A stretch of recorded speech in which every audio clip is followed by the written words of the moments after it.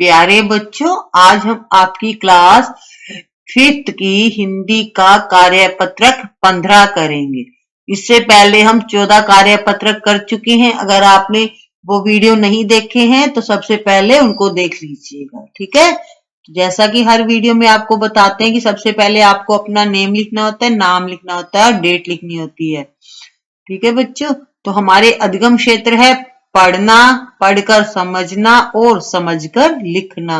और अधिगम बिंदु है पढ़ी हुई सामग्री को समझकर पूछे गए प्रश्नों के उत्तर दे पाना।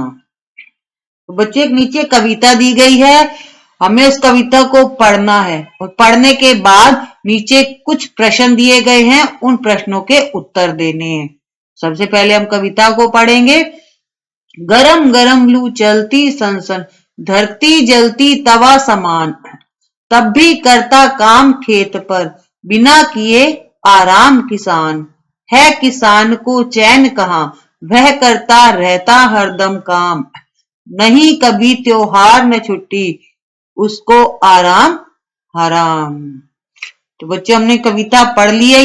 ये कविता है किसान के बारे में, ठीक है। किसान क्या करता है और उसके जीवन में क्या बीतता है। तो अब हम आगे कुछ प्रश्न दिए गए हैं। पहला प्रश्न है किसान खेत में कौन कौन से कार्य करता है। तो किसान बच्चों खेत में जमीन जोतता है,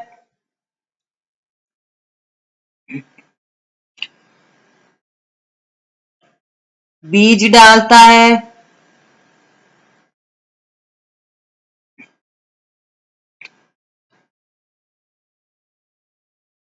सिंचाई करता है। खेत को पानी देना पड़ता है ना फसलों को, तो वो सिंचाई करता है। फसल का ध्यान भी रखता है। अगर फसल का ध्यान नहीं रखा जाता है तो फसल खराब हो जाती है, ठीक है। फसल का ध्यान रखता है।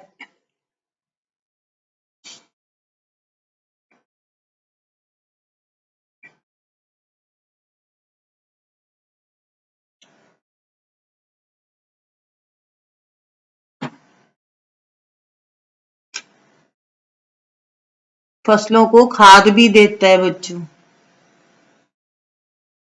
पेड़ पौधे भी खाना खाते हैं, तो ये उनका खाना होता है। फसलों को खाद देता है और जब फसल पककर तैयार हो जाती है तो फसल को काटता भी है। तो ये सभी काम कौन करता है, किसान करता है, ठीक है बच्चों। अगला प्रश्न है यदि हमारे समाज में किसान नहीं होते तो क्या होता। बच्चों अगर किसान नहीं होते तो हमें खाने पीने को चीजें नहीं मिलती ना, हम भूखे मर जाते। तो इसका आंसर है कि यदि हमारे समाज में किसान नहीं होते तो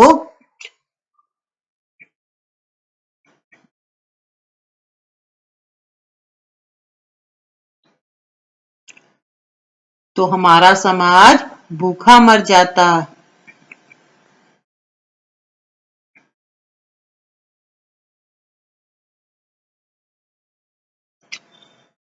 तो अनाज नहीं मिलता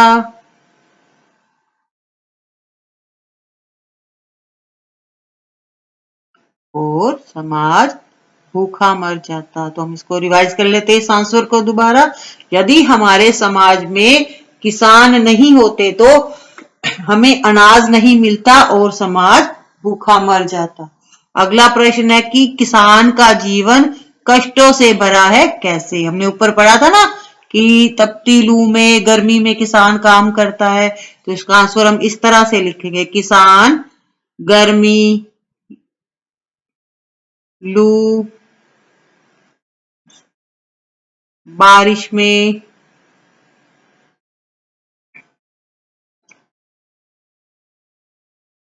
सर्दी, आंधी तूफान में भी काम करता है।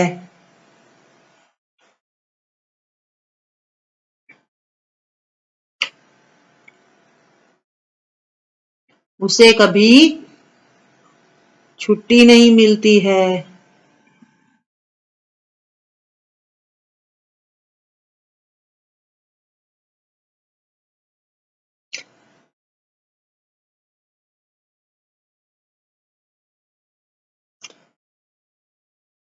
और कभी कभी फसल खराब होने से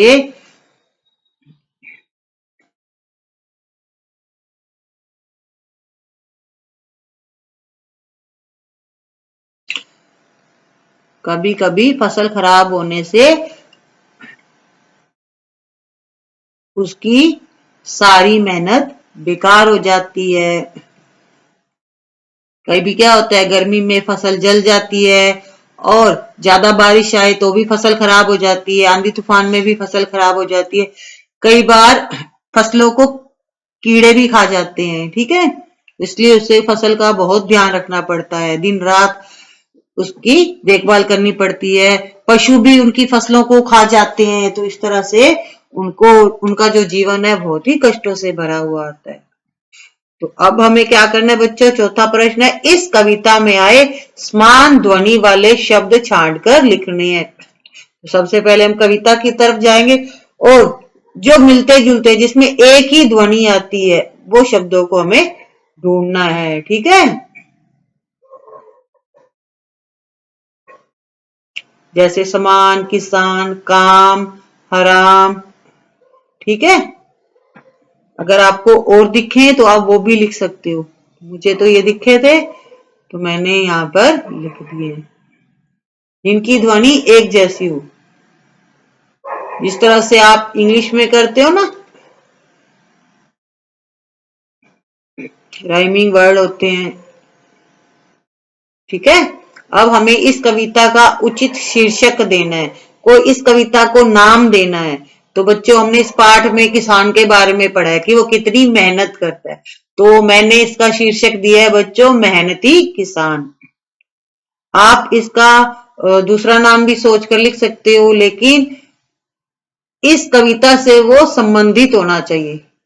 तो सबसे ज्यादा किस बारे में बात हुई है, किसान की मेहनत के बारे में बात हुई है। तो आप जब भी कोई पैसेज कर रहे हो उसका शीर्षक पूछा जाता है तो हमको पढ़कर देखना होता है कि उस कविता में या पैसेज में सबसे ज्यादा किस विषय में बात हो रही है, ठीक है। तो वो उसका शीर्षक होता है, यानी उसका नाम होता है। तो हमने यहाँ पर इस कविता में शीर्षक दिया है मेहनती किसान। बच्चों आज हमने किसान के विषय में पढ़ा कि किसान किस तरह से मेहनत करता है हमारे लिए, ठीक है।